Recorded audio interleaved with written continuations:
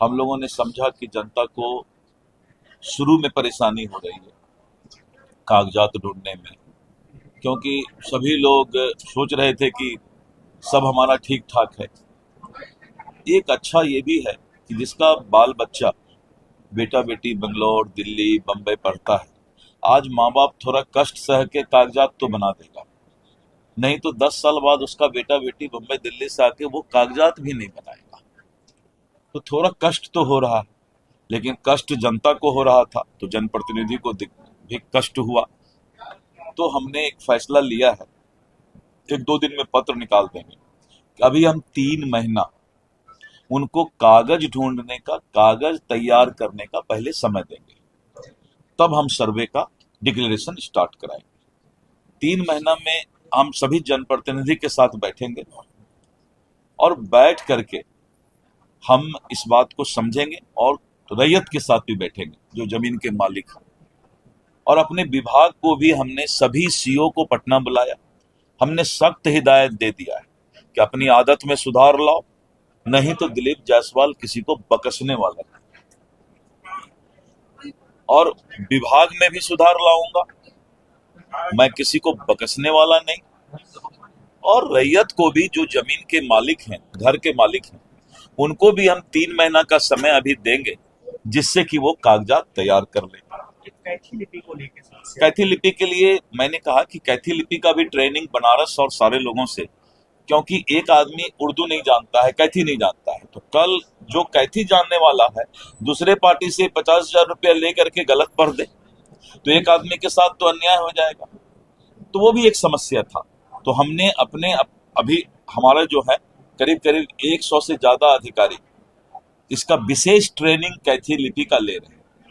और रैयत से कोई गलत नहीं बता दे, इसलिए ओ या हरसई दुर्गई कैथी में कैसा होता है उसको हम डिस्प्ले करेंगे, जिससे कि वो मिला भी ले कि ये आदमी सही कैथी बोल रहा है। तो प्रत्येक सीओ ऑफिस में हम मुखिया को, सरपंच को, सब जगह वो एक भेजेंगे कैथी लिपि का हिंदी में और कैथी क्या होता है। तो ये सारा चीज करने में समय लगता है। तो ठीक इनका भी आया था ये विचार, मैं देखा इनका जब भी कुछ आता है तो सिंहेश्वर स्थान के लिए बोले, मैंने तुरंत ये किया, राजकीय उसको ये करना था। इनका आया तो ये जनता से चूंकि जुड़े हुए हैं तो हमें लगा, बहुत जगह और भी बहुत जगह से खबर आया, तो अभी हम 3 महीना के लिए जनता को समय दे रहे हैं। सर्वे होगा, सर्वे इसलिए होगा कि जमीन का एक बार अगर भविष्य तय हो जाएगा तो थाना में 60% विवाद रुक जाएगा। सिविल कोर्ट में दादा केस करता है सिविल सूट तो पोता को जजमेंट मिलता है, और बेचारा जमीन का मालिक जो है न्याय पाते पाते ऊपर चला जाता है। बंगाल ऐसी जगह में जहां कम्युनिस्ट का शासन जिस वक्त था 10 साल पहले, सर्वे हो गया और बंगाल में सारा चीज डिजिटल है, उड़ीसा में सारा चीज डिजिटल है, मध्य प्रदेश में डिजिटल है, सब जगह डिजिटल है।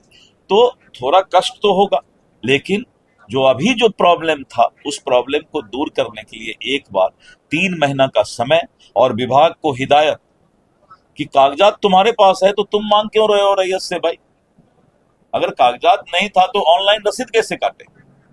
तो ये सारी बातों का हल राजस्व मंत्री के रूप में, एक आम जनता के रूप में, पहले राजस्व मंत्री को एक आम जनता होना चाहिए, तो मैं एक आम जनता हूं और इसीलिए 3 महीने का समय हम देंगे। सर्वे होगा, क्योंकि जो जमीन माफिया है या जिन्होंने अतिक्रमण कर लिया है वो लोग ज्यादा रिमर उड़ा रहे हैं कि सर्वे बंद हो जाए, क्योंकि 52,000 एकड़ जमीन हमारा सरकारी जमीन, 50,000 से ऊपर एकड़ जमीन हमारा अतिक्रमण और माफिया के पास है।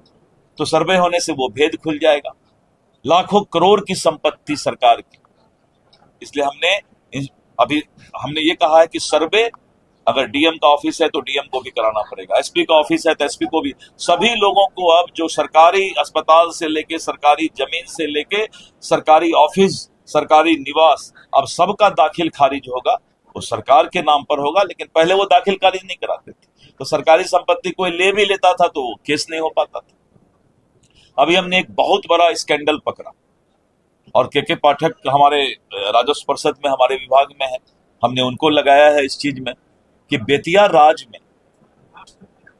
राज की अंतिम रानी निर्वंश थी, उनको कोई बच्चा नहीं हुआ।